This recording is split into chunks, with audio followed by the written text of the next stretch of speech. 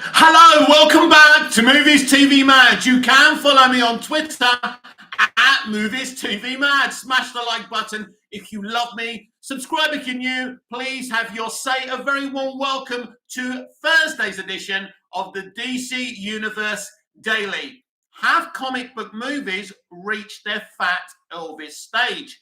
Well, before I give you the answer to that question, what is the analogy of the fat Elvis stage? Elvis Presley was the most beautiful looking, bestest singer with the greatest voice of all time. Women wanted to be shagged by him, men wanted to be him. Then he started getting drunk on his own success, overeating, abusing drugs, running around with guns with his friends he called the Memphis Mafia. He went absolutely insane, but kept on singing. He was overweight. He wasn't the person he used to be. So are comic book movies in their fat Elvis stage? Yes, but I'm going to give you a hotter take than that. Hollywood is now at its fat Elvis stage. Now, things began going downhill theatrically from the early noughties. What happened very blatantly, I noticed they started to reduce budgets and variety in their storytelling. All of a sudden, we were getting mid-romantic comedies, and IPs began to become a big thing. Lord of the Rings, Harry Potter, the Dark Knight trilogy, Green Lantern, blah-de-blah-de-blah. Some very, very good things. And all of a sudden, more infrastructure and, budgets to television. Prison Break, 24, Lost. All of a sudden, we had range and respect in the television industry. They did this because people started to get into X-Files. They were buying X-Files on VHS and they were binging it. Blockbuster video became a very big thing. The binge culture began, but theatrically, the variety and the quality throughout was gone. Although Lord of the Rings and Harry Potter were great, the variety, the range cinematically wasn't there. Then rose up the Marvel Cinematic Universe. At first, we gobbled all this up. This is the future. This is great. Then all of a sudden, we got to phase 4, which is absolutely the fat Elvis stage.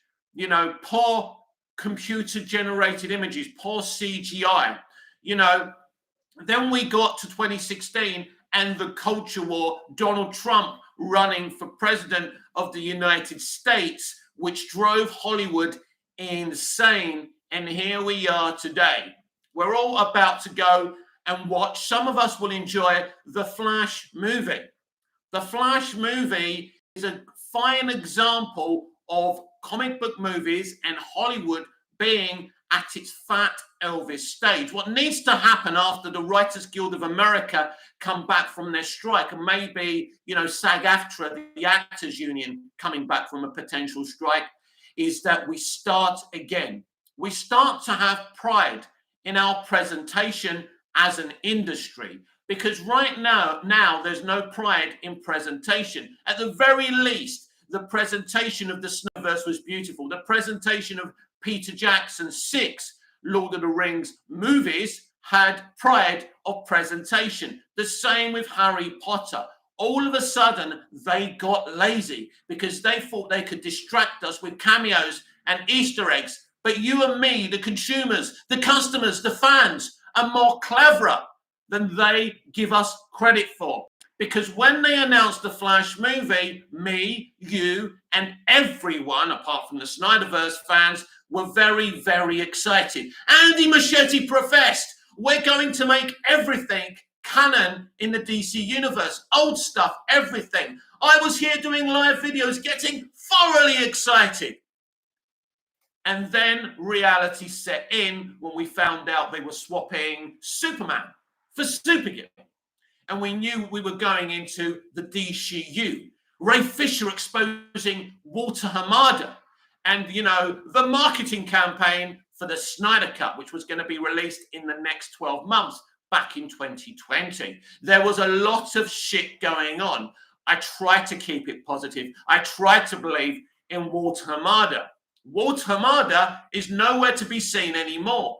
If I was in charge of Warner Brothers, I would have grabbed him by the hair and forced him to stay while I released these movies, including Batgirl, so he can face the brunt of the criticism. Not James Gunn, not David Zaslav. Other people have to deal with your messes, and that's not a good thing. So if it was up to me, Walter Hamada would still be around. So there's no question, there's no debate of superhero fatigue. But as I say every day, on this very, very channel, empires are destroyed from within.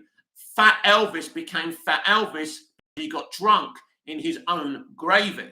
And this is what's happened in the entertainment industry. You only have to go on Twitter to see their arrogance. I saw a writer, on strike talking about, they're all exposing each other. Oh, they wanted me to swap a gay character for a straight character. Who cares? I do not care. Should I tell you why I don't care? Because since the beginning of time, gay people, black people, brown people, gay people have rushed to the cinema to see white characters on the screen. Because they're the kind of characters that everyone gets on board with, right?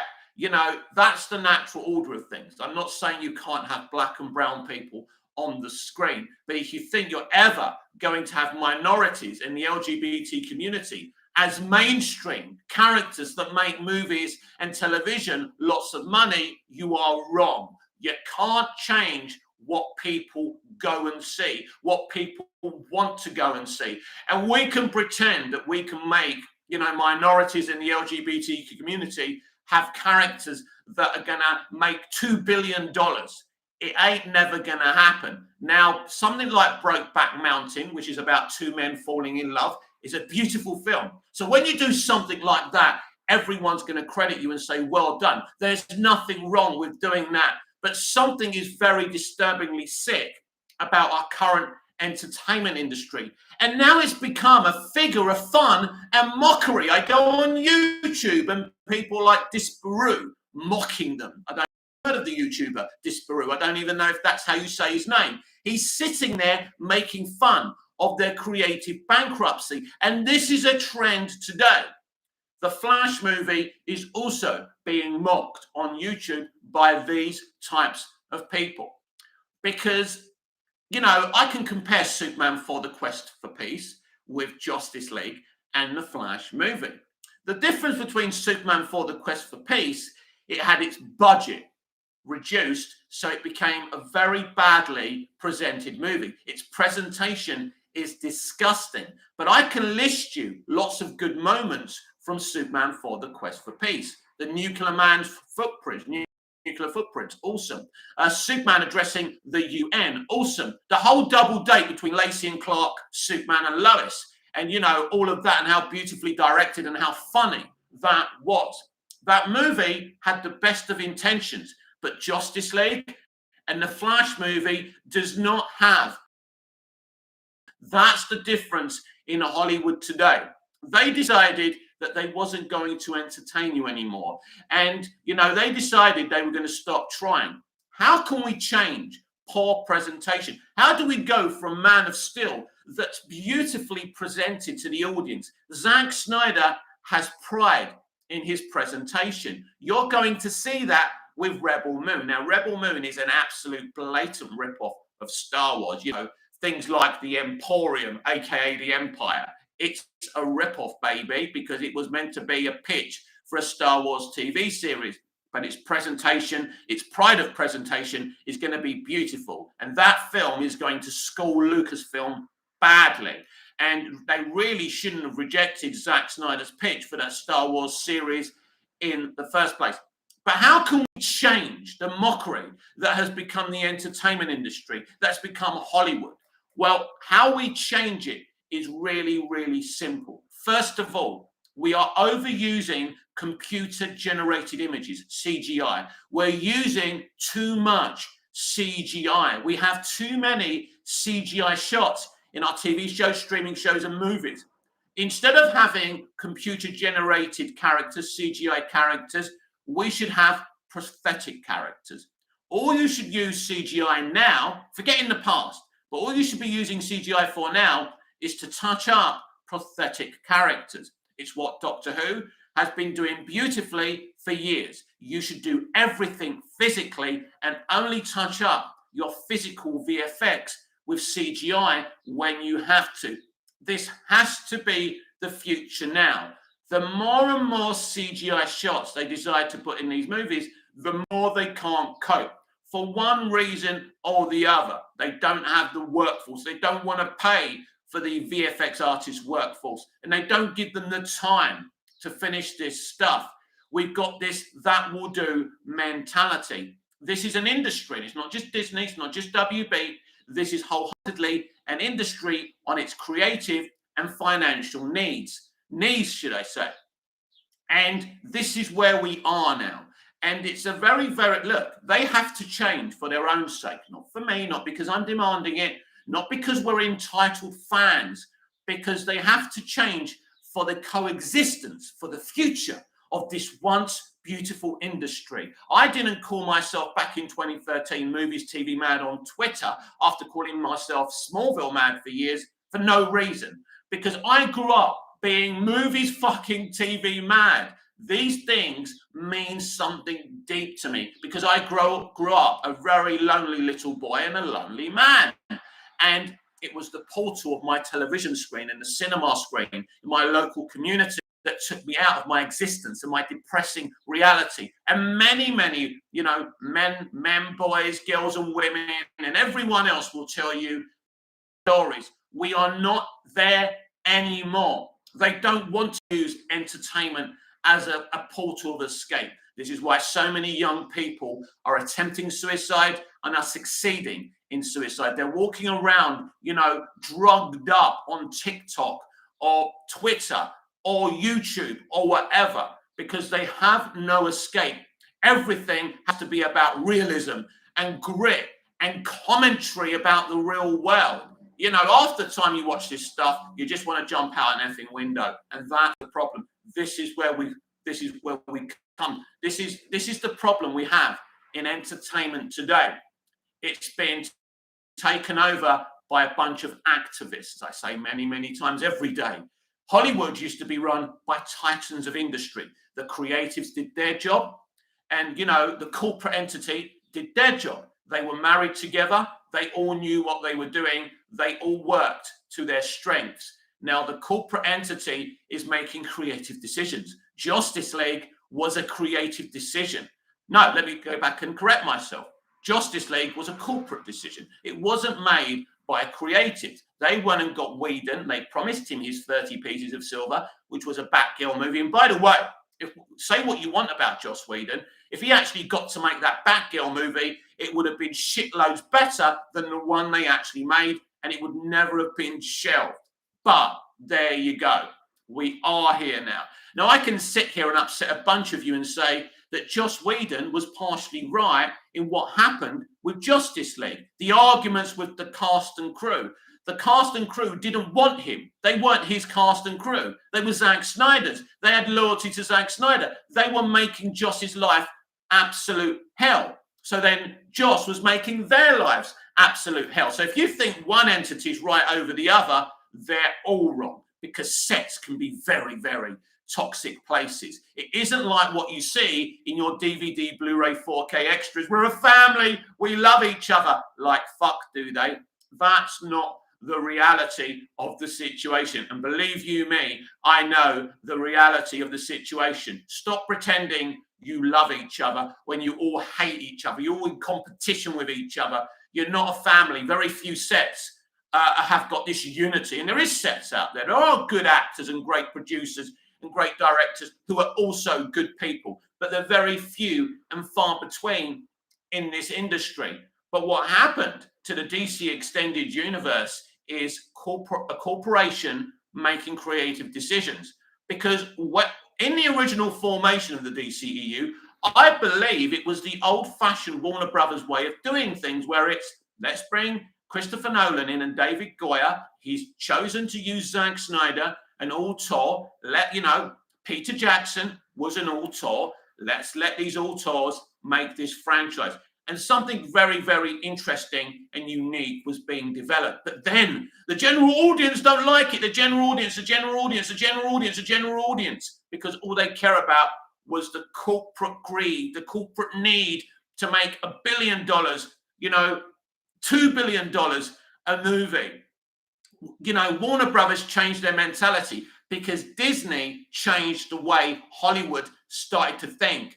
Everyone saw the Marvel Cinematic Universe. Get me one of those. And that's the problem. Nobody knew how to make something as successful as the Marvel Cinematic Universe. I mean, it's pretty obvious how you do it, but it's not obvious how to make Pepsi-Cola taste like Coca-Cola, because Coca-Cola, to this day, have a secret ingredient that only Coca-Cola know about. But really, the Marvel Cinematic Universe wasn't rocket science. It was just a franchise of films that were connected. It was the television series mentality with the series arc, which we saw on all the Junior shows in the early noughties, right? And it works for television, and it worked for the MCU. DC could have easily done that, but they didn't want to do that. They brought in Nolan, they brought in Goya, they brought in Snyder, and Snyder was telling a story. We went from Nolan and Goya to Snyder taking over. And Snyder was doing something for a cult audience, but they didn't want something that only attracts a cult audience. They wanted something that attracted everyone. Well, it's a bit late now, boys and girls. You brought in Nolan, who's basically an auteur director, a writer-director, and you've allowed him to bring in Zack Snyder. You've got to finish this journey. But they didn't want to finish this journey. They wanted to cheat themselves to the Marvel Cinematic Universe. And this is what went wrong. At the end of the day, this is where we are now. Greed. Greed is the destructor of everything, because every time they're greedy and their greed forces them to make dumb decisions, they actually end up falling on their greed, because they don't end up making good decisions that actually end up making good money or attracting the general audience. Hello, my name's Warner Brothers. I know, let's swap Zack Snyder and have some bright colors and crap gags and, cringy smiles, and I'm sure everything will be okay. Well, let's wait and see. They've done this Flash movie, bright colors, lots of VFX, lots of gags. Let's see if the general audience actually support them. They've done what they've wanted to do, right? They're pretending to honor the Snyderverse, where they're not, because Henry Cavill, the lead actor in the first DC Universe movie, is nowhere to be seen apart from one old piece of footage from Zack Snyder's Justice League. Or is it Justice League? I have no idea at this point. James Crap, do you think YouTube like JC and JR are nasty to fans today? First of all, I don't. You mean John Campier? Can you tell me the full name so I know what you're talking about? GR, Grace Randolph are nasty to fans today. Listen, when you're John Campier and when you're Grace Randolph and you have a huge following, it's a bit like the Fat Elvis thing, right? Villager, are you live? I certainly am, Villager. Good to see you. But when you become successful like Randolph or Campier, you become, drunk on your own gravy. And you become arrogant, and you actually think you're a celebrity and a superstar just because you've got lots of followers. And when you're challenged by people, your arrogance kicks in, and you start being rude to people because you think you can afford to be rude to people. Oh, I've got 100K followers. It doesn't matter if I drive a few away. But that's the problem. You started off representing all fandoms, and all of a sudden you decided, to be controversial, because controversy works, right? Controversy will suck in the peasants that keep on coming back. The more you abuse people, the more they come back for more. It's a crazy situation, but that's the way it works. So Campier's blocked me on Twitter. Randolph has blocked me on Twitter. I think some of the things they say and do are great, but it's the arrogance. It kicks in. Someone like Campier was shilling and being a huge supporter of Disney and the Marvel Cinematic Universe.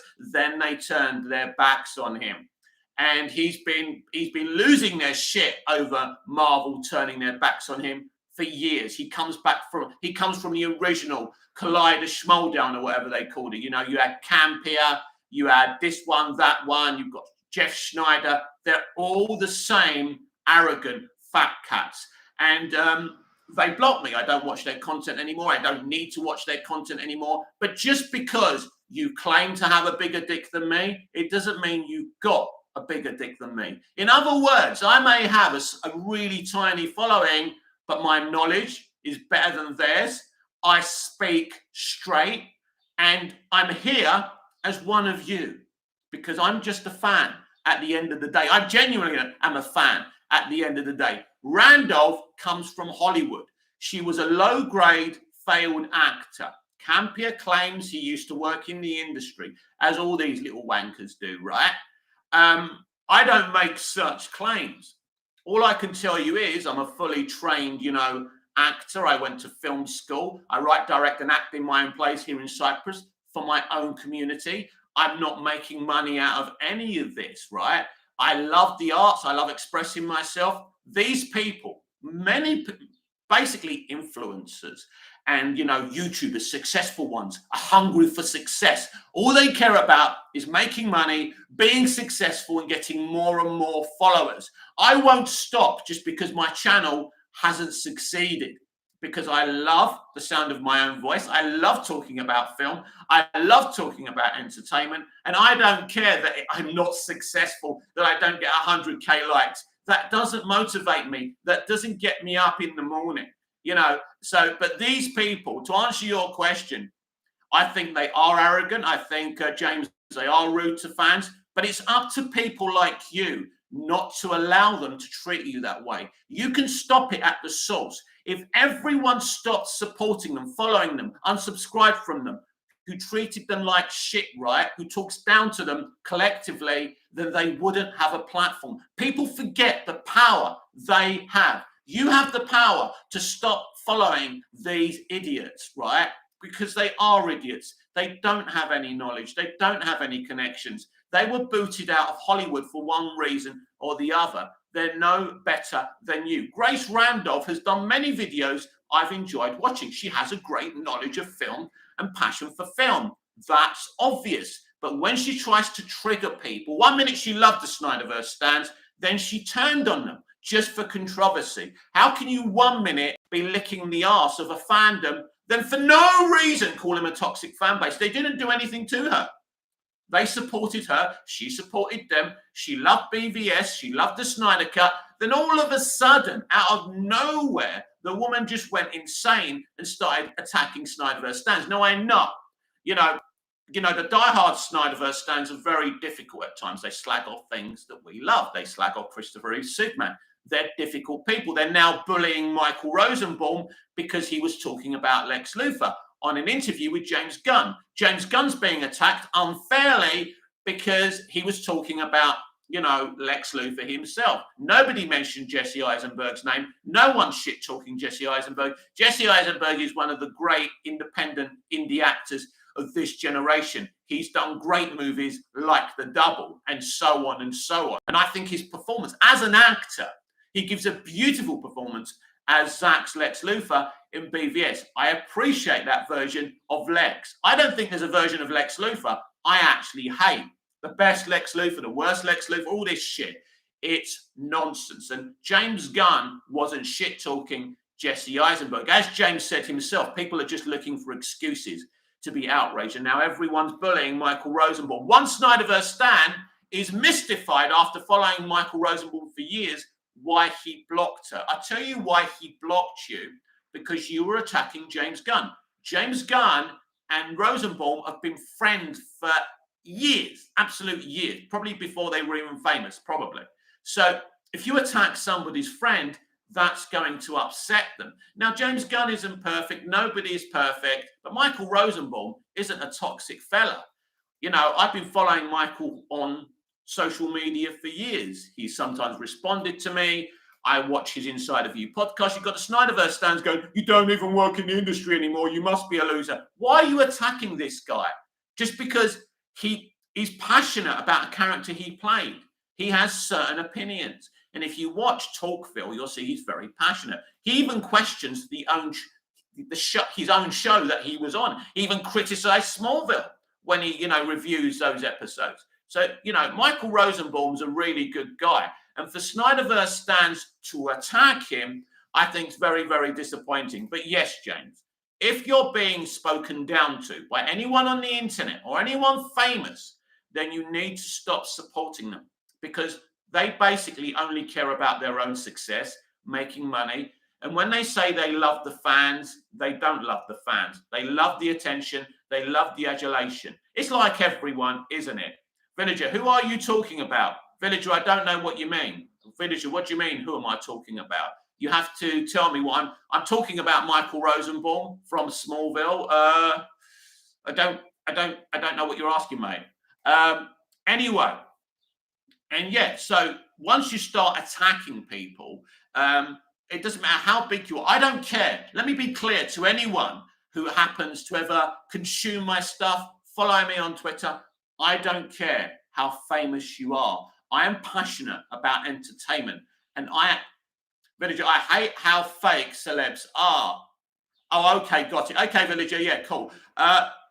Look, I don't want to generalize people, Villager. There's some wonderful YouTubers, very famous YouTubers I interact with privately. There's very brilliant people in the industry I love and get on with and I adore.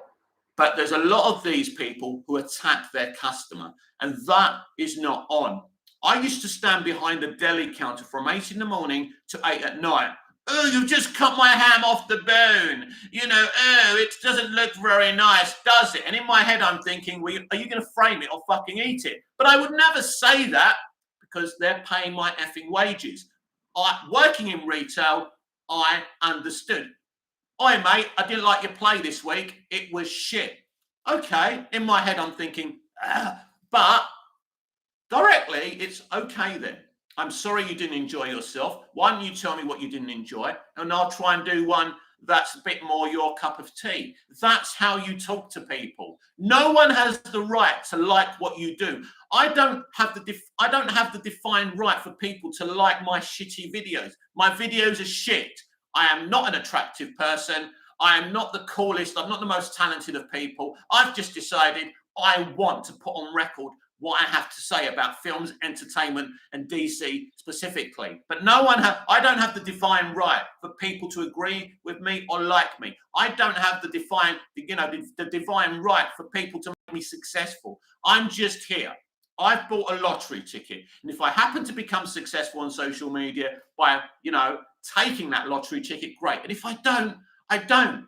It's okay. I still get to wake up in the morning, smoke a cigarette, have a cup of tea, have a couple of pieces of toast, and enjoy my life. It doesn't matter. I'm not envious of successful people. That's not what I'm talking about here. I am not envious of any, celebrity YouTubers, people on social media who are successful, or famous actors, singers. I basically speak as I find.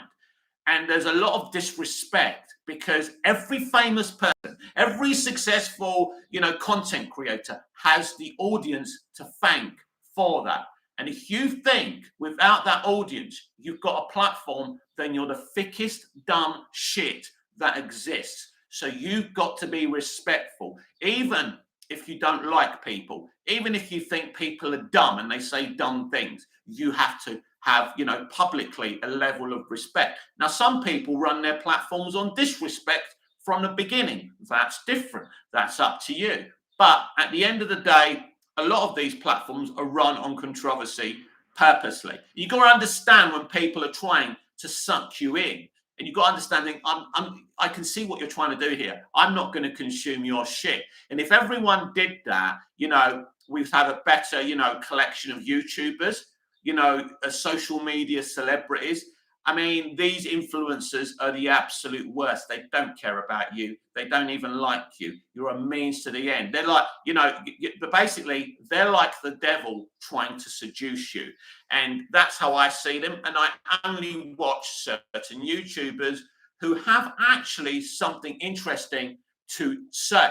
And so, yes, comic book movies are in the fat Elvis era, but Hollywood is in the fat Elvis era, especially, this is where we are now. And, you know, we all want the Flash movie to be perfect. We want it to be the perfect celebration of DC. And also, we've got all these kind of influencers getting early access, people reviewing stuff, lying about stuff so they can keep their access. This is where we are today. But the biggest problem today is the influencers who get early access. I was watching Boba Talks' non-spoiler review of the Flash movie, and the first thing he said, I just want to thank Warner Brothers for allowing me to go and see the movie.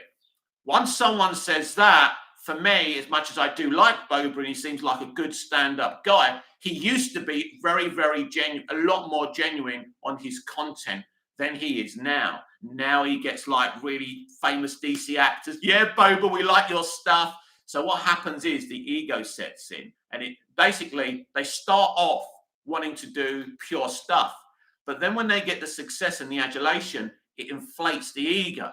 And this is the problem. And you lose who you were at the beginning. It's the seduction of the innocent, if you like. So it's very, very sad where we are. But in terms of Hollywood and entertainment, The Flash is a great example of their creative bankruptcy. How can you release a film like The Flash that has so many VFX shots, but they're not very good? We've all tried to be supportive to Andy Muschietti, but it's his name on the door. He is the director of this film, right? Lots of people have said he's directed a great movie. He's a great visionary director, but his VFX shots are inconsistent. Some of them are stunning and beautiful. Some of them are embarrassing.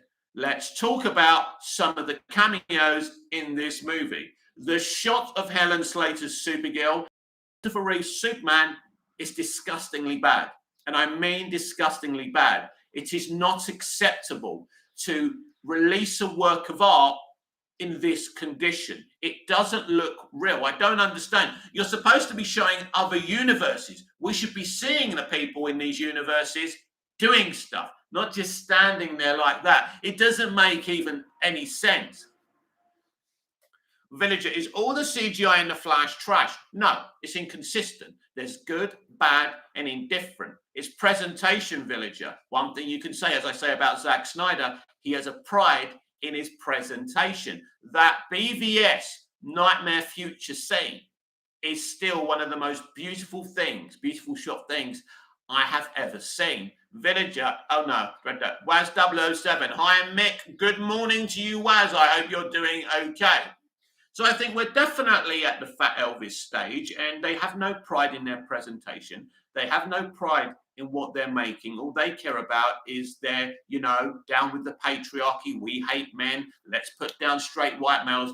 Boring. Put the kettle on. We're not interested in your opinions anymore. You are our slaves. You're there to make good entertainment. If you don't want to do that, you don't get our money. It's as simple as that. We're the daddies, we're the bosses, we're the mummies, we're in charge.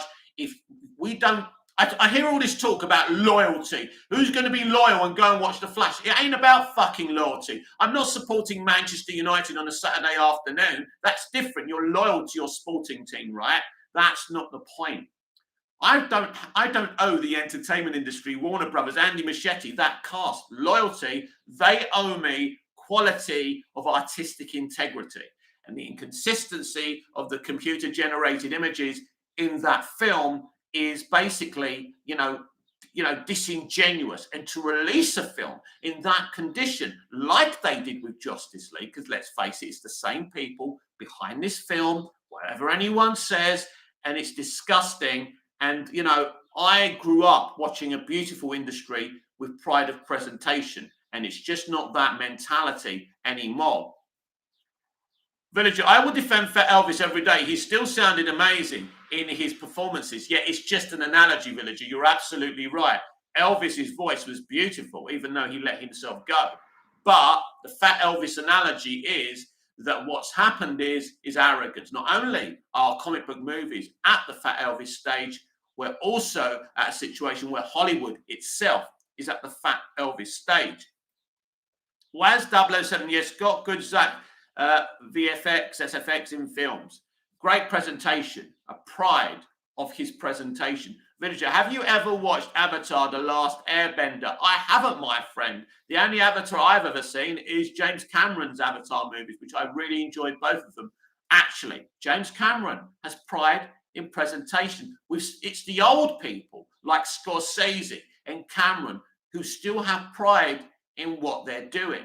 And the younger directors, the ones that get all the work, you know, this whole thing about them begging Nolan to come back, instead of being dumb and begging someone who doesn't want to date them anymore to come back, why don't you find the young directors coming out of film schools like they did in the 60s and 70s? Give them work, give them an opportunity, let them do the projects they want to do, bring art and freedom of expression back to this once beautiful industry, and they're not doing it. And the CBM trend is absolutely over.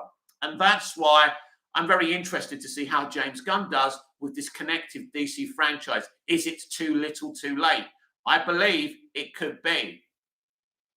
Watched Was 007 The Flash, got mixed review. It's got about 69% on Rotten Tomatoes. It's a 97-98 audience score. I expect that to drop slightly. The box office isn't projecting well. We will see about the previews later on today. So when I come in live, excitingly tonight, I should have some numbers for you, fingers crossed, or maybe I'll have those numbers tomorrow. We'll see. Villager, for how long will you be live? As long as there's conversation, I suppose, yeah, or I run out of energy or I die.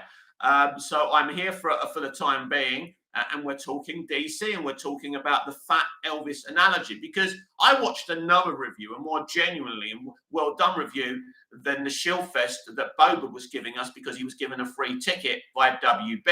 So Nerd Roddick is part of the fandom menace. We know he's right wing, we know he's this, that, the other. But the stuff he says about entertainment is bang on. He did a beautiful piece of artwork for his review where you had Ezra Miller hilariously choking the Flash. I thought it was absolutely fantastic.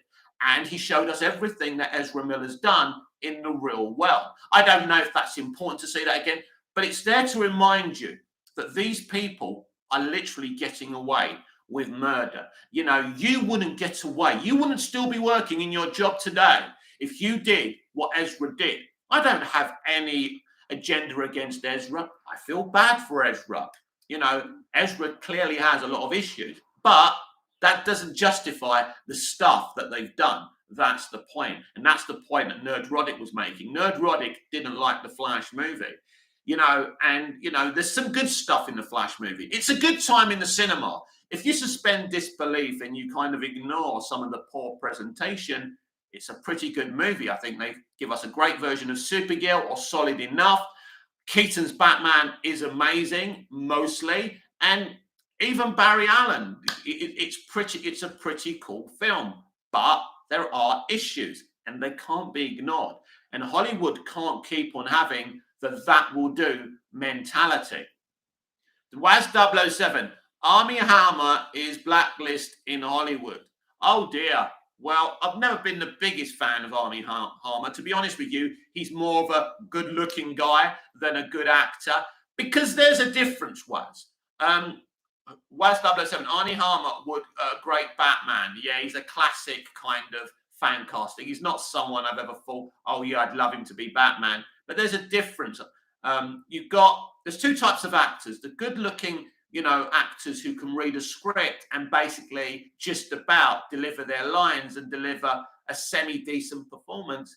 Then I can give you a great example. The cast of Lost. Not only were they delivering their lines, they deeply understood the mentality of their characters. A man like Terry O'Quinn playing John Locke, there's depth there, right? And there's something going on. And this actor actually understands what's going on in the soul of his character. So there's a difference.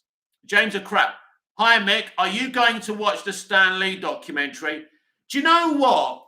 I don't know. Of course, I've got great respect for Stan Lee, but he was also a very dodgy geezer who nicked a lot of people's ideas and ripped off a lot of people's royalties.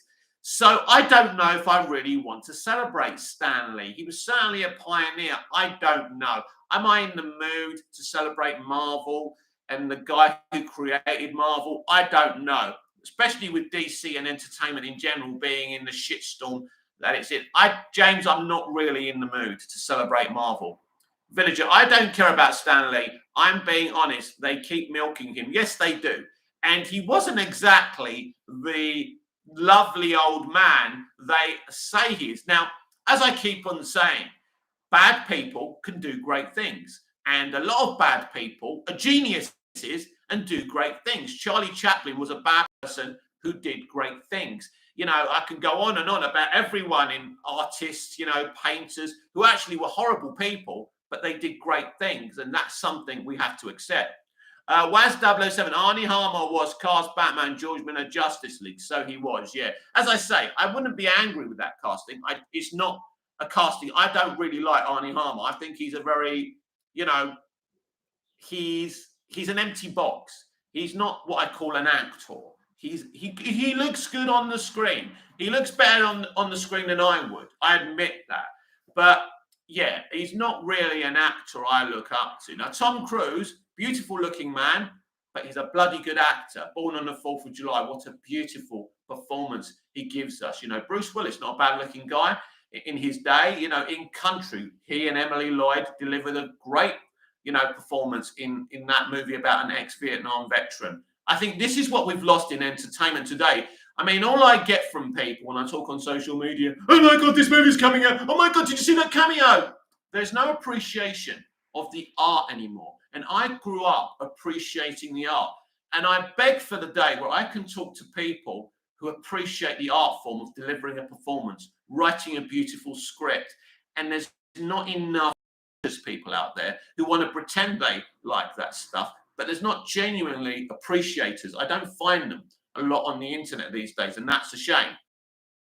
Waz 007, when Stan Lee documentary is available on YouTube? I have no idea, my friend. You're going to have to scope YouTube. I know it's going to be on, I think it's going to be on Disney Plus, obviously. It may already be on Disney Plus. I don't know if you can find it somewhere else. And probably YouTube, a live YouTube show is not a place for me to tell you where you can find it illegally. James Ackroyd, it's coming to Disney, yeah. I don't think Waz has access to Disney Plus. I've just got a feeling that's why he's talking about YouTube.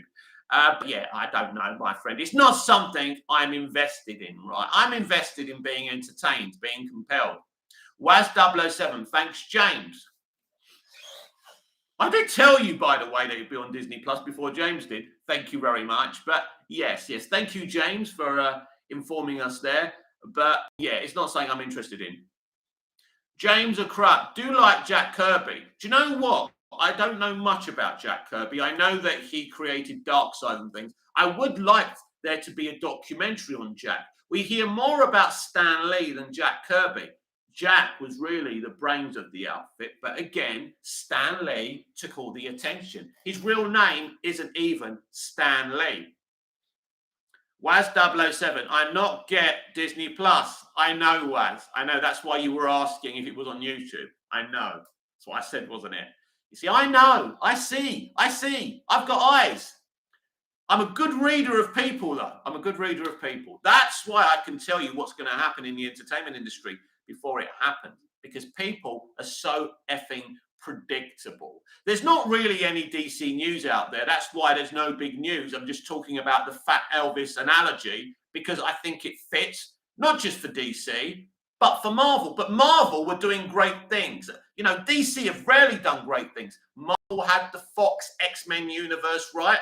That was successful. They had, you know, the Sony Spider-Man Raimi movies. They were successful.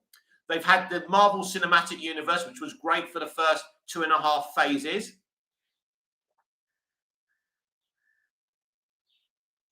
Waz 007, Jack Kirby made Ted called Blue Beetle. James Ackroyd. Jack created Captain America, Hulk 4, X-Men. Yeah, but that's the thing, isn't it? Kirby was a genius, but everyone just talks about Stan Lee. That's my point. Why do less people know about Jack Kirby? I know who he is.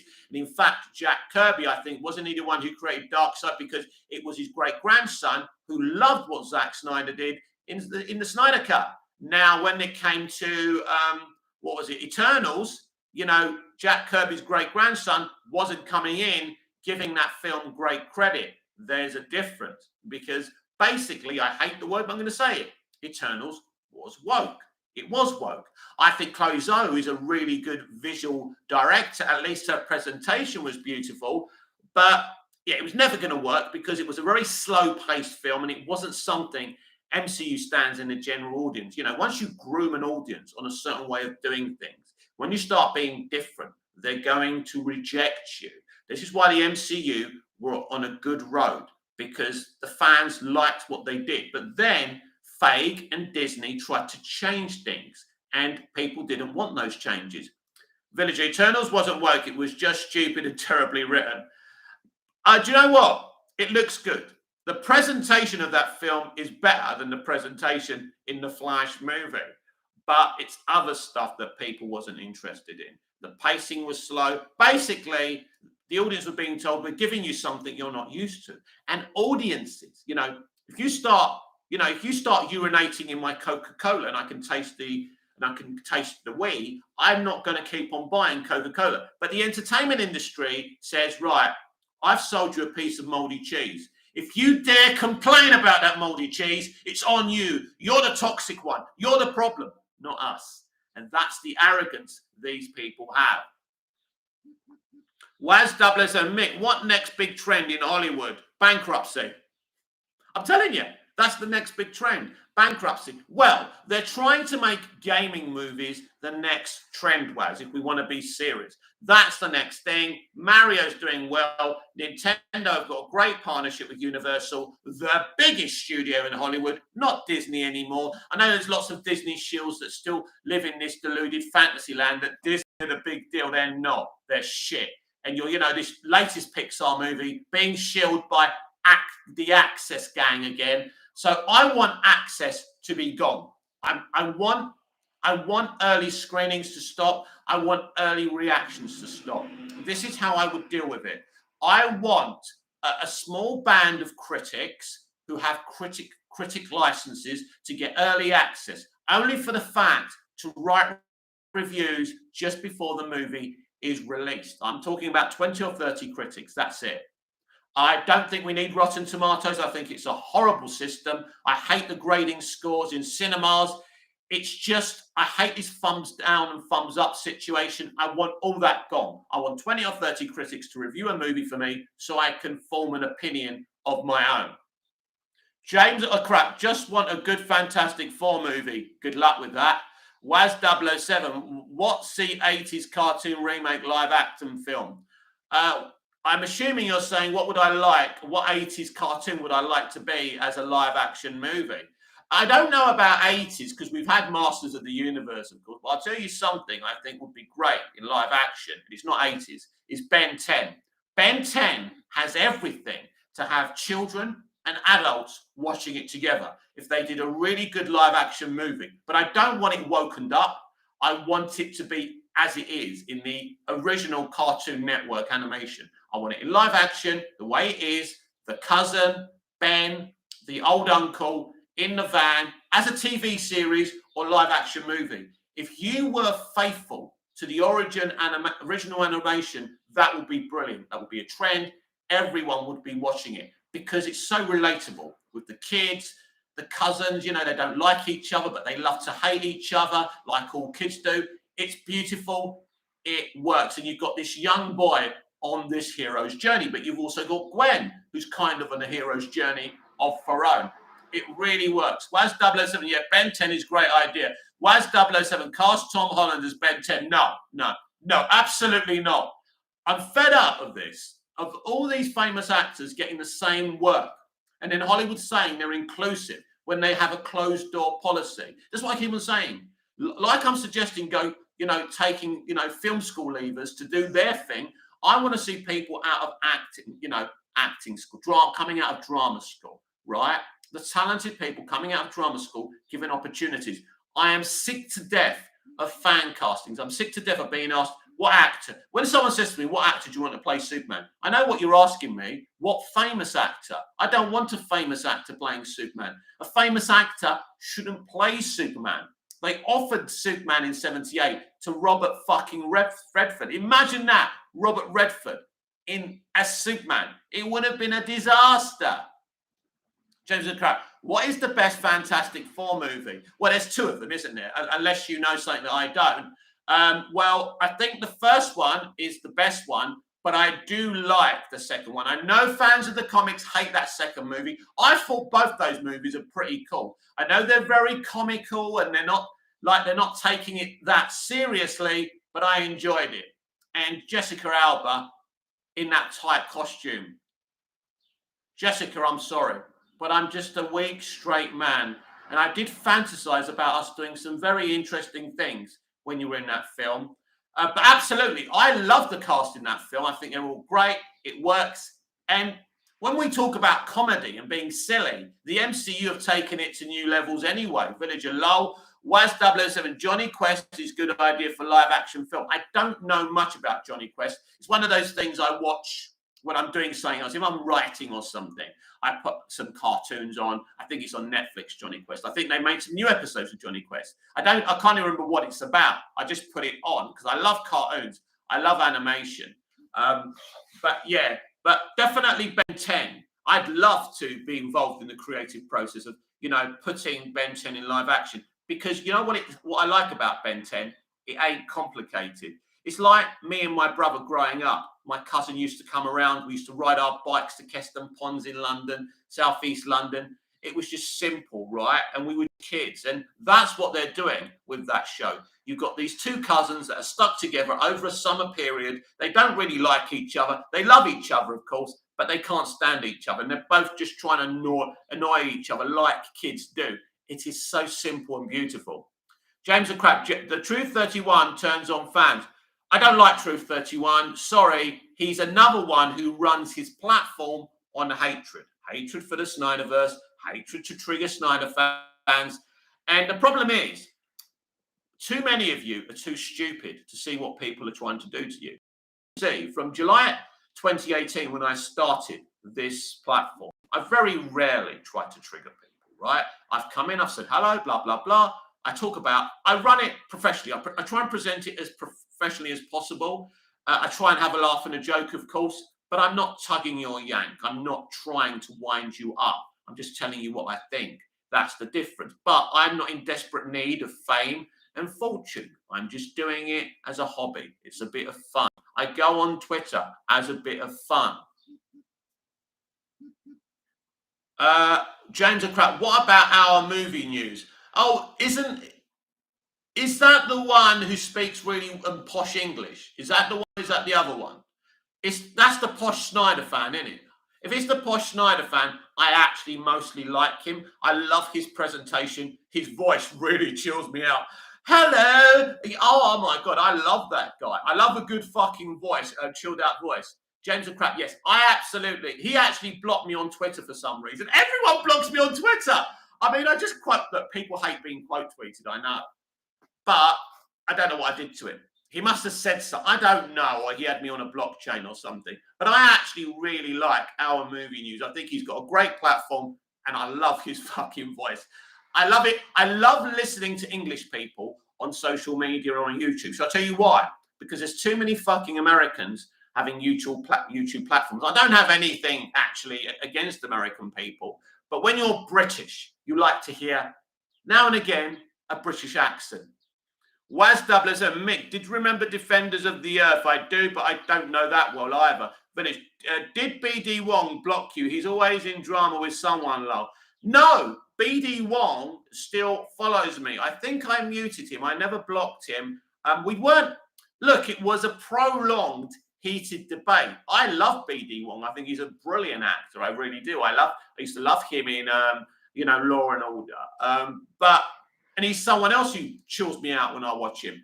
But as I say, he was trying to say representation, inclusion, and entertainment are the same things. No, you cast someone, you basically say, right, we want a white character, we want a black character, we want a brown character, we want a gay character. So what you've got to do, because this is the environment we live in today, we're more inclusive, we're more representative, that's fine. So if you give me, right, if you're a studio and you say, right, here's your black actor, here's your brown actor, here's your Asian actor, right? You've got to have them on your show, your movie, right? I'm taking each character, I'm going to give them depth. For example, Jin and Sun in Lost have got great depth. That's great representation. We see them speaking, we read the subtitles, but they're proper characters we get invested in. That's how inclusion and representation should be. And this is the opposite of how inclusion and representation is today. Because all they're saying is, look, we put one of you on the screen. Thank us, praise us, aren't we amazing? That is more racist than any racist fan will ever say and do. What Chris Chibnall did with the first female Doctor, Jodie Whittaker, is more sexist than any sexist Doctor Who fan. And that's my point, because he didn't give her a personality. He didn't make her interesting. He just made her a bland version. She's a woman. Praise us. We put a woman as the Doctor. No. You've got to pay the same reverence to the minority characters and actors as you do to the straight white males. You've given all those versions of the Doctors great backstories, great personalities, but when you've got your first female Doctor, you couldn't be bothered, right? When you had like an Indian companion in Yaz, you made her boring, right? Then you had what's his name? The black companion who was, hanging out with Graham. What's his name? I forgot now. But anyway, you had a black companion, you had an Indian companion, you did nothing with them. They were just empty. They were just empty pieces of cardboard. That's more racist than anyone saying, when people say they don't want black people on this or that. That's when you actually put minorities on the screen, can't be bothered to do anything with their characters. That's actually more racist than anything. James the Crap, did you hear about what Doomcock said? I don't know. Doomcock says a lot of things. I mean, look, I appreciate Doomcock, but I don't understand the puppet. I don't get the whole thing with the puppet. Once he starts doing the whole thing with the puppet, I don't fucking get it. That's insane. Waz 007, which actress did think fit? I don't understand the question. James a Crab, did you hear that the oil company is buying Star Wars? Oh, yes, just a rumor. Look, these are all rumors. They know that Disney are on their financial knees and they're putting out rumors. I mean, look, I'd love all this to be true, but I mean, it's just a random oil company. I mean, is that going to be better than Disney? I don't know. What oil company? I mean, is J.R. Ewing about to roll up and buy fucking Star Wars? Howdy there, boy! And now on Star Wars. I don't know. I have no idea. I'd love George to come in. I don't know anymore. I just think the entertainment industry is in so much fucking trouble. It's not the industry I grew up loving, holding in such due reverence for. It's changed. It's not for me. It's not for me. I'm going to be honest with you. I'll always talk about this shit. I'll give my opinions. It's just not for me. This is not how entertainment should be. It's no fun anymore. It's no fun seeing a movie released and having some agenda, because I know that people, have got, they've got some kind of political motivation in releasing a movie and hoping a movie fails. Sometimes I'm like that, and it's sad.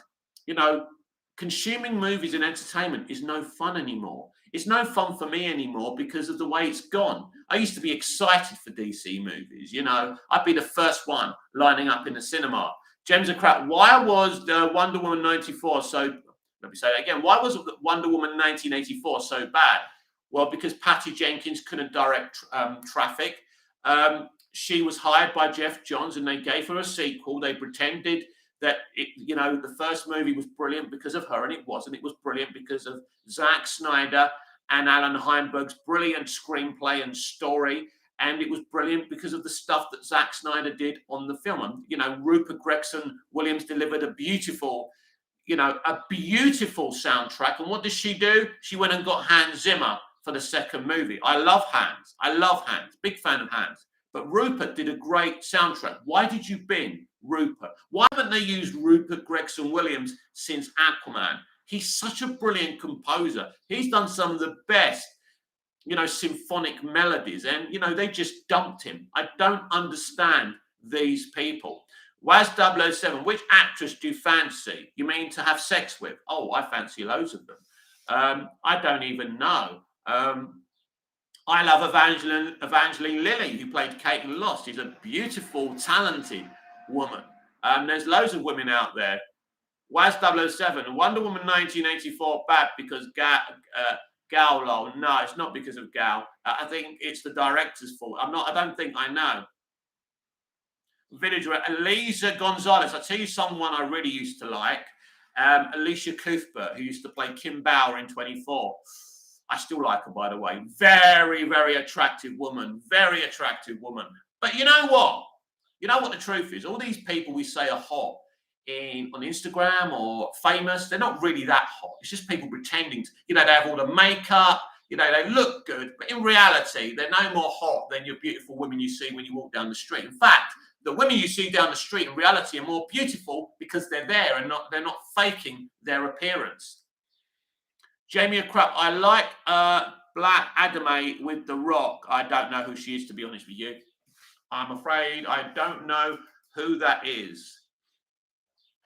But there's obviously some beautiful women out there and beautiful actresses out there. I mean, I'm afraid now they don't cast beautiful women because that's against their politically correct agenda. We can't be attracted to beautiful women. Male gaze mustn't, we must be against the male gaze. You're never going to stop the male gaze. So you can do and say what you want. Men will fancy women, men will fancy men, women will fancy women, women will fancy men, and we're always going to have a female and male gaze. That is the natural order of things. You don't like it, you have to get on a rocket ship, go to another fucking planet that is full of extremists. That is the way humanity is. We're animals. We're attracted to each other. James of Crap, I was talking about the DC movie. I don't know what you mean, though. What do you mean? I like Black Adam. You like Black Adam with The Rock. Right, I get you. Yeah, right. Yes, it's a solid enough movie. It's not brilliant. It's not Shakespeare. It's okay. And again, it was a flop. Shazam! Fury of the Gods was a flop. Birds of Prey was a flop. James Gunn's The Suicide Squad was a flop. And they keep on, the DCEU, the connective universe, keeps on getting flop after flop after flop. Now, I expect the Flash movie to make a little bit more money than the other movies, but I can't see this film making any more than 600 million at the moment. We will see if it makes more than it was supposed to make. It's a very interesting thing. But when you're a studio and you push a movie in a certain way, you put people off because they can see, they can smell your fear. Villager, they keep releasing flops. It's just embarrassing to witness. Yes. And that's what I mean. It's that fat Elvis era, isn't it? That's where we are now with CBMs. They don't even care about their presentation. They've stopped caring. And that's what the problem is with Hollywood today. Waz 007, Anil Kapoor star Bollywood remake, Robin Hood, Prince of Thieves, James of MOS, BVS, Zack Snyder's Justice League are the best cams. Kal-El, good day, Mick. Hello, Kal-El. Welcome to the DC Universe Daily. We've been talking about comic book movies getting to that fat Elvis era. We've been talking about, these movies flopping. We've been talking about Hollywood definitely being in the fat Elvis era as well. It's all gone to dust. Hollywood is dead. They've been living on, a high since the 1930s, and they've been making money. But now, this new extremist era of Hollywood have brought it to its financial and creative knees. And they thought they could get away with it because it was popular, that movies were a trend. We don't even have superstars anymore. We don't have movie stars anymore. They even killed the movie star. They killed it all. The evidence is there. If they were on the dock, they would be sentenced to death. They've destroyed this fabulous idea of entertainment because the people running it are extremists who do not believe in entertainment. They speak crap. They do all this actor-on-actor bullshit. They try and expose their own industry. It ain't helping your cause. You're destroying the platform that makes you money. You talk about being anti-capitalist. How can you be an actor, a producer, and a director and be anti-capitalist when you're making money from the most capitalist system in the fucking world? Once you get paid, how can you be anti-capitalist, you dickwads? Waz 007, Tom Cruise, last superstar. He's the most successful superstar. Yes, and he's not getting any younger, and he's getting madder and madder as he gets older as well. But yes, I mean, I don't know what to say about Tom. I love Tom. I think he's great. I grew up watching him, but yeah, rather nuts. James the Crap, did you know the video Sam Den live about you? Did you know the video Sam? I don't know what you're talking about again. Can you speak a bit more clearly, James? Villager, what makes me cringe is when celebrities say stuff like "ha ha ha," communism and screw capitalism, like it's so performative. Well, that's the point. A capitalist system is when you pay for stuff and you make money from, you have a business, you make money, you pay for stuff. Hollywood is the most capitalist system in the world. If you're a producer director and you make money from this system, how can you be anti-capitalist? If you want to be anti-capitalist, that doesn't offend me. Give away all your money, live in a box, never buy anything again. In fact, you can't even have the box because the box was made through capitalism. If you've got to put your money where your mouth is at the end of the day. West 007, I hope Henry Cavill next big superstar. Well, he's 40 now, mate. So if he's not the biggest superstar now, he never will be. He's 40 years old. He's been in the industry for a very long time now, Waz. So he's all right. He's done okay. I think he's difficult on set. He's very passionate about things being accurate and faithful to source material, but that's not what they want. And, when you start to be that difficult, people stop casting you and you become a bit of a problem. Doesn't matter how big you are today, you won't get away with it. Now, back in my day, when there was big stars like Charlton Heston in Henry Cavill's position could demand anything he wanted. But here's the breaking news. Henry Cavill ain't no Charlton Heston. And that's the thing. And this is where we are today, boys and girls. This is where the industry is now, in a very, very sad position where they're trying to sell bad movies to you. I'm not going to look. I don't know what to make of the Flash movie. Is it a bad movie? Is it a good movie? I don't think it's a bad movie, and I don't think it's a good movie. I think it's somewhat entertaining. The motivation behind it is utterly toxic. And if Hamada was here now, I think he would have a lot of crap to face. James the Crap, sorry, what I was meant to say was the video Sam Jajan Live made. Oh, he made a video about me, bitching about me, did he? That's great. I don't want to know. But apparently, you've made it when they start talking about you. Sam Jajan Reviews is the type of guy, if you say blue, he'll say black. If I say pink, he'll say white. Villager, lol, what was the video called? So what's happened is, I come on here every day, I say stuff. So whatever I say, he'll go, no, that's not happening. Whatever I say, the guy says the damn opposite. So now he's making videos about me. I'm famous. Sam the Jam Reviews is making videos about me. I really don't care. It's fine. I hope he gets some views. I hope he becomes successful. I don't think he will. I mean, is he actually sitting? James the Crap, the worst YouTube. Well, I don't want a YouTube video like talking hate about me being the worst YouTube video. I want people to say, who's this geezer? Movies TV mad.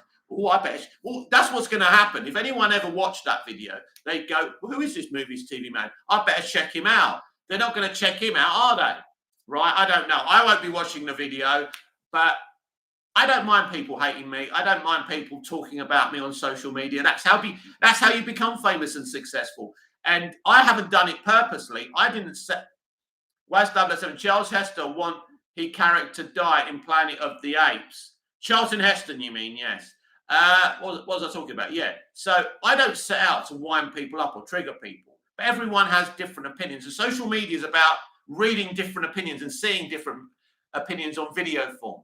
And sometimes they trigger us. But everything I say, Sam Dejan doesn't agree with. He goes the opposite all the time. So it's up to him.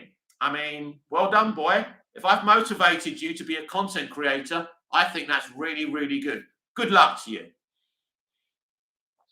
Waz 007, any news Planet of the Apes reboot? Yes, they are doing one, aren't they, over at Fox Disney? I don't know much because I'm not interested. Because anything the new Fox under Disney is doing isn't something I want to consume because it's going to be more extremist propaganda crap. James of Crap, what happened if the next two Avengers movies flop? I don't know. If they flop, they're in trouble. And I mean, they're talking about not releasing the next Avatar films to 2031. I mean, how old will I be then? I mean, where are we now? Jesus Christ, I'll be nearly probably 60 or 56 or 57. I'll pass caring. I don't even care about Marvel anymore, James. I barely cared about it to begin with. I used to consume the movies, but yeah, I'm not interested that much. There's very few things in modern entertainment that I am interested in. I did make sure to see Avatar: Way of the Water. I did enjoy Avatar: Way of the Water very, very much. I thought it was a very good film. People were criticizing it for being bland, this and that. No, I thought it was brilliant. I thought it was as emotional and as compelling and even better than the first film. And again, the presentation is beautiful. That's the point. I'm hearing people saying, oh my God, the Flash movie, Michael Keaton. If the most exciting thing for you in going to see a Flash film is Michael Keaton as Batman, the film has failed. Well, in a way, the film succeeded because that was the point, to distract from their actor, even before he was misbehaving or they were misbehaving. They didn't have any confidence that Ezra Miller could lead that movie, and they felt they had to go with them. Whereas 007 wants to see Planet of Ape have a car and a motorbike. Why? Why would you want Planet of the Apes to have cars and motorbikes? The point is that that's not the world, is it? I don't get that. I don't get that, with all due respect, Waz. Planet of the Apes having cars and motorbikes. Why? Oh, you mean if they took over the... Oh, no. It just wouldn't work. They'd get ripped the piss out of. I mean, it wouldn't surprise me if it's something Disney were doing. So, everyone, I think we're going to wrap things up. It's been very, very good chatting to you. But this is not the last you're going to see of me today. After my dinner tonight, I will be back where you can chat with me, Mick, here on Movies TV Man, about any movie, TV shows, entertainment headlines in general. We can have a chit-chat. This show kind of mutated into that a bit today because there's much going on in the DC universe. We've got it all covered. There's no breaking news. If there is breaking news, we will talk about it on tonight's video. But before I go, let me read Kal-El's message. I saw The Flash, optimistic going in, felt horrible going out. Ezra wasn't the problem. I despise WBD. They should sell DC ASAP. I'll leave it at that and your non-spoiler review. I've done a non-spoiler review. It's pinned on my channel, by the way. You can see it. Now, the non-spoiler review is based on my experience in watching the test screening, because I didn't go to any other advanced screenings. I will do a live non-spoiler review after I see the movie, either today or tomorrow. I don't think it's going to be today. I'm very interested in your thoughts there, Cal. I think they're great initial thoughts. You're being honest about it. You didn't like the movie. You don't think Ezra's the problem. Look, the movie is somewhat entertaining, but it has big, big issues creatively. The presentation is great. It's basically someone sicking up a bunch of different colors, isn't it? But this is what they wanted. They wanted to go away from Zack's darker element. You know, you've got a director who makes beautiful movies, and they got rid of him. And we're getting this now. Not very good movies. Kathy Yan didn't direct a very good Birds of Prey movie. James Gunn did direct a very good CBM, by the way, as far as I'm concerned. But that isn't typical of what we've had in the... Basically, right, getting rid of Snyder, once you brought him in. I'm not saying they should have brought him in. I'm saying once you've got him, once you start on his road, you've got to finish that road, then do something new. Zack was giving them an out of his own flashpoint in rewriting the universe, then he was going to go. That's what they should have done. What they've done is disastrous. And now they want to do a soft reboot, and let's see if that succeeds. Vinegar, which Sam Dejam video mentions Mick? Look, by the way, I have no idea. I don't want to know what he said about me. I'm not interested. I'm not going to have a war with every Tom, Dick, and Harriet who I annoy. Because as I say, we all have different opinions. But what I will tell you about Sam, he doesn't agree with a word I say. And I don't even know why he consumes my content. And I'm someone who's desperate for views, as you can see. But I don't understand why you would come in and get wound up by someone if you don't like what they say. And I am going to keep on saying what I want, how I feel about this industry, because I grew up loving actors and directors, loving Hollywood, wanting to be a part of Hollywood as a kid. It was my dream that kept me going. So it breaks my heart to sit here and mock these people and not respect these people and laugh at them. We got Kevin Spacey saying, if I get found not guilty, then I'm coming back. There's people who want to give me work. We've got the premiere of The Flash. We've got a criminal standing there and he's being applauded. They're being applauded. It's disgusting how this industry is run. Then they've got the cheek to talk down to you as a customer, to tell you about your male gaze, to tell you the problems in your character, right? When these people are paedophile, murderers, drug addicts, and alcoholics, right? Because they have the power and the popularity, they think they can get away with it. And what I'm about on social media is standing up to those people, laughing at them, mocking them, and telling them how it is. Because successful people don't intimidate me. One of my father's best friends was Sir Roger Moore. For me, the best James Bond. We called him Uncle Roger. I've been around these people all my life. So they don't intimidate me. And Hollywood used to be a place, at least you could look up to their work. Even though they were still bad people, you could look up to their work. Now, they're still bad people who have got no talent. And that's the truth. The worst YouTube, that's not very nice to say about my videos, James. I will try and get better. Villager, which sandwich? Oh, no, you already read that. But, yeah, you know, at the end of the day, Sam's within his right to get angry with me and do a video. And I'm not going to stir the pot. I'm not going to make it worse. I don't want to see his video. I'm not interested in his video. Where's 007? How was Sir Roger Moore as person? Wonderful man. He was very charitable. He cared about helping third world countries. He actually was the man who advised my dad to bank at Lloyd's Bank. So he was a great guy. He was one of the few dudes in this industry that was beautiful. He was one of the few people who supported Daniel Craig when he first got the gig as James Bond. Villager Lol, his video will bring you more views in the long run, at least. Oh, I assume you've gone to say, listen, I knew I was annoying him, but everything I say, the guy says the opposite. If I say piss, he says shit. So what can I do? Where's 007? You my favorite YouTube channel. Thank you, because believe you me, I'm not many people's favorite anything in life. Whether it's lover, and I'm a pretty good lover, but you know, they go for the good looking lads, right? I understand that. I'm not the favorite person on social media. So for someone to say, hey, you're my favorite YouTuber, that's great. I like that. I appreciate that. It's nice to be nice to people, right? Instead of being horrible to each other. It's good to be positive. And if you can't be positive, right? You know, all Sam had to do was not consume my content. But he's so angry with me because I insist in saying what I'm going to say. Because I will insist in what I'm saying. That this is the worst era in entertainment. He's obsessed with defending Warner Brothers, and that's up to him. He can like what he likes. But it's my name on this door, and I will say whatever the hell I like. Kellogg Mick kicks the hornet's nest and people don't like it. No, they don't like straight talk. That's the thing. Everyone wants to be stroked, right? I can't sit here stroking every single person's opinion, right? I can't be an echo chamber. When we first started in 2018, my first motivation was to fight to release the Snyder Cut. I fought for that. I was consistent with that. I was really excited when we got the movie, right? It was brilliant. That's what we first did on this channel, right? And a lot of people started watching me. What happened was I lost a lot of subscribers and viewers because then, once that was released, I started embracing the news that they were making a Flash movie, which upset Snyderverse fans. I upset some Snyderverse fans because they were getting very territorial, and I don't like that either. And a lot of them left my platform because I had a lot of views from them during release of Snyder Cut. So I lost a lot there. But that's what happens when you're honest and direct. And you've got to be honest and direct. No one can pretend to be something they're not forever.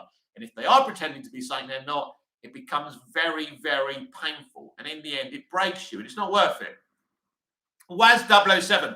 Bollywood going bad phase. They're all going bad. It's all bad. It's fucked. Because when you allow a bunch of extreme left ultras to run every industry in the world, because what it is with the extreme left, the heart's in the right place, but they want the world to become an oasis of perfection, perfect behavior, everyone being nice to each other. You know, no racism ever, no arguments ever, no sexism ever. That's not how human beings work, right? I wish we lived in a world where there was zero racism, basically zero homophobia, all of that. But that ain't realistic. People hate, right? Now, as long as people ain't beating each other up over racism, homophobia, sexism, right? As long as women are not being raped and things like that, then I think humans should be allowed to be flawed. And the problem with the extreme left is now they're in the entertainment industry. Like the entertainment industry, we can't kill gay characters because there's the kill the gay vibe they talk about, right? How can I create a gay character and never kill a gay character, never do anything to a gay character? Are you being serious? It doesn't make sense, does it? Joseph Crack, do you like hot chips? Don't know. Yes. I don't know why you're asking me that. Waz 007, Bollywood is the right wing. Listen, I'm not part of the political movement. I think it's all shit. It's all bullshit. We're all being taken for a ride. The best thing is to live outside of this system and not give a shit about politics. The things that get me up in the morning, beautiful women, my cigarettes, my Nescafe, my tea, my toast, my food, my entertainment, my old entertainment I grew up with, or even the entertainment I was consuming in the early noughties. Lost, 24, Prison Break, Smallville, the first couple of seasons of Arrow and The Flash. Good entertainment, where the people making it had the motivation to entertain us. That's what good entertainment used to be. And we're not there anymore. So F you, I'm not going to consume your shit if you're putting me down because I'm a straight bloke. It's okay to be a straight bloke. There's nothing wrong with being straight. There's nothing wrong with being gay. There's nothing wrong. If you want to be a trans person, if you want to change how you identify, that's up to you. That's your thing. I ain't got an issue with any of it. I don't care though. I judge people on the individual. That's it. I don't care if you're gay. I don't care if you're trans. I don't care if you're black, you're brown. I don't care. No one should be judging people. I hate when people say, well, I have black mates, I have gay mates. I don't give a shit. Judge people for what's in there, what comes out of there, what's in their heart and soul. And then you can't go wrong. But this whole propaganda about this one and this group and that group, it's boring now and it doesn't interest me. And the only people who get involved in the culture war and all of that are the pie eaters, are the simpletons. And I'm certainly not one of them. This has been the DC Universe Daily, Thursday's edition of the DC Universe Daily here on Movies TV Mad. With me, Mick, your host with the most, just ask your girlfriends and your wife. Please like, share, comment, subscribe, hit the notification bell so you never miss this beautiful perfection. Smash the like button if you love me. Subscribe if you're new. Please have your say. I will be back tonight after my dinner. We'll be talking more DC, more entertainment, and hopefully lots of news. And hopefully some of you would have seen the Flash movie. And Cal, please come back tonight and talk about more of your opinions and your consumption of the Flash movie. I want to know everything that you think so we can strike up a conversation there because it's the next big DC movie. We need to talk about it, and I will see you later. So peace, Cal. Peace, everyone. I will see you later before I lose your voice, before I lose my voice, and I faint. It's been wonderful to be here with you for an hour and almost 25 minutes. It's been a great chat, and I will be back tonight. Until then, goodbye, au revoir, auf Wiedersehen. See you later.